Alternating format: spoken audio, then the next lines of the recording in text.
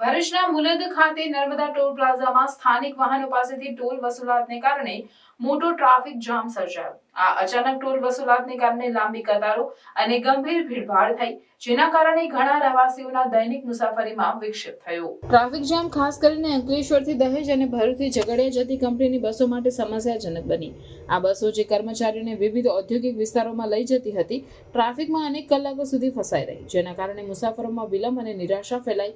આ ભીડભાડને કારણે માત્ર આ બસોના સમયપત્રકમાં વિક્ષેપ થયો જ નહીં, પરંતુ સમગ્ર વિસ્તારમાં ટ્રાફિકના પ્રવાહ પર પણ અસર પડી। સ્થાનિક અધિકારીઓને આ પરિસ્થિતિની જાણ કરવામાં આવી અને ટ્રાફિક વ્યવસ્થાપન માટે પ્રયાસો કરવામાં આવ્યા।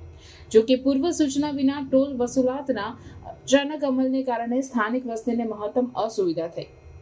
ઘણા મુસાફરોએ તેમની અસંતોષ વ્યક્ત કરી ટોલ અધિકારીઓ પાસેથી ભવિષ્યમાં આવા બનાવોને ટાળવા માટે વધુ સારી યોજના અને સંચારની માંગ કરી।